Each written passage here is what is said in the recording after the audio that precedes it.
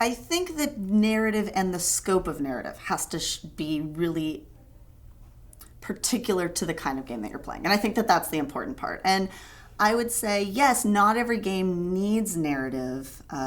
Particularly for that, I would say things like your more casual games, your handheld games. I play, a lot of Words with Friends. There really isn't a strong story in that, but I don't need one. However, what I think is interesting about that is the two people who are playing against each other in many ways create their own story. They create their own experience of it. And I think in gaming, we need to think about story sort of more broadly and differently than you do in a more linear format, because that kind of experience that's there, while it may not seem like traditional story, you're creating the story of how you're playing it as you're doing it. And that's really exciting. So it's not that it doesn't have a story component, it just doesn't have a crafted narrative. And that's fine. And I absolutely think, yes, by the time you are getting into anything that has a certain amount of length and breadth to it, I don't know a game that wouldn't benefit from strong story planning, strong storytelling, because it is absolutely something that we know, like the various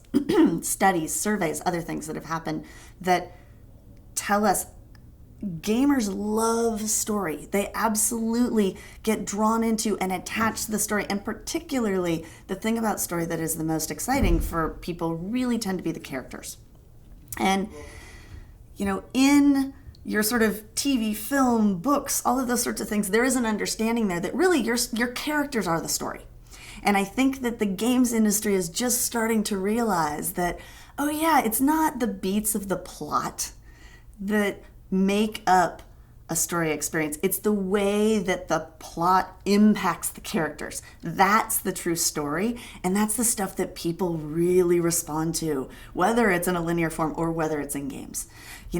Everyone's ideal when they're working in games is they would love to have millions of people walking around with a t-shirt with their character on it, because that is the thing and they're only going to do that if they really identify with who that character is and what that character's gone through, how they might be similar, how they wish they were more similar to that character.